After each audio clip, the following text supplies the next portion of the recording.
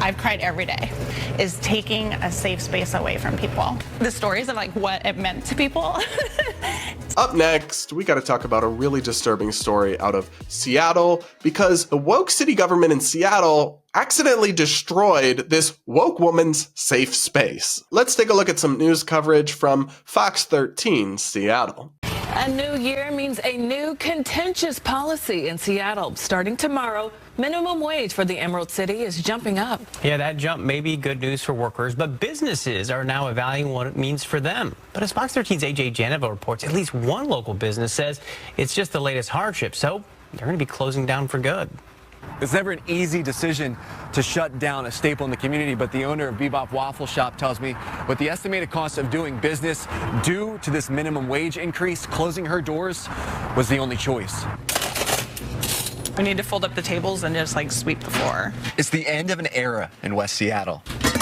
Oh no. This was my dream, to own my own cafe, to run it how I want to, and to really like be in service to people. More than a decade ago, Karina Lukenbach opened up her business.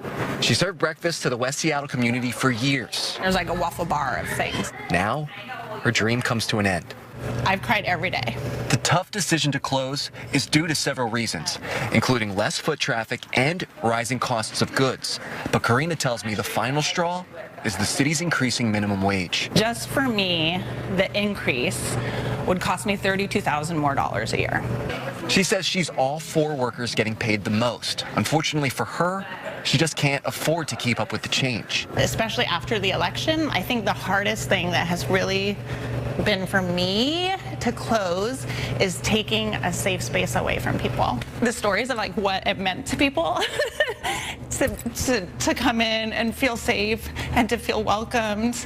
I didn't know. For businesses that provided tips to their employees, the minimum wage change is a 20% increase from what they were paying before.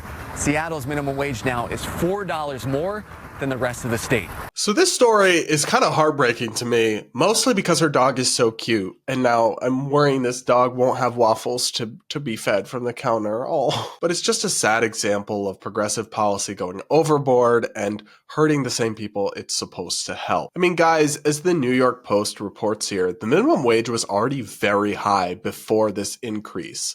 Previously, large employers in Seattle whose payroll numbered more than 500 workers were already required to pay a minimum wage of $18.69 per hour. Small employers with 500 or fewer workers had to pay $18.69 per hour if the company did not contribute at least $2.19 per hour towards medical benefits, or if the employee did not earn sufficient tips to meet a combined minimum compensation of $20.28.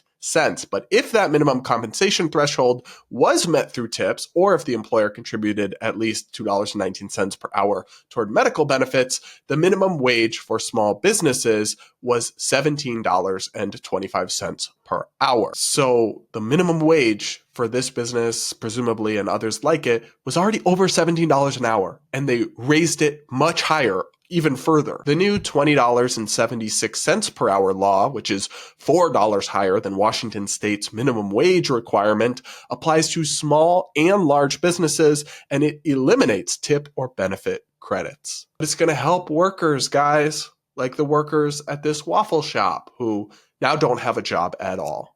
Great job. Chef's kiss. I mean, this is the kind of thing we see often happen when progressive politicians just hike minimum wages and think that's not going to have any consequences. It's not going to backfire. No, it does.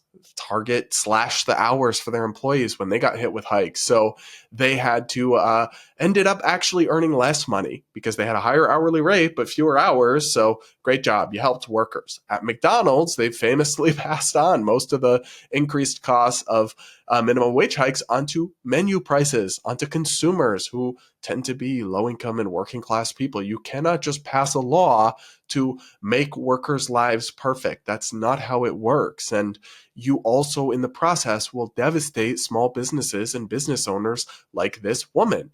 Now, the irony here is that it's like a woke company. Clearly, she's got the rainbow safe space on the wall. She talks about it being a safe space for all, and yet her own government, in pursuit of its supposedly progressive ideology, destroyed her safe space. There's an irony to that. There's an extent to which you can assume this person probably supported far left politicians in her local area that did this, but maybe not. But I do think you can probably assume that. And so there was something of a bit of F around and find out in the comments. People kind of taking glee in this, saying, haha, get what you voted for. I don't view it like that because of all the customers and employees and that cute dog who will be harmed. And just more broadly, I still want the best for people, even if I think their ideas are really misguided.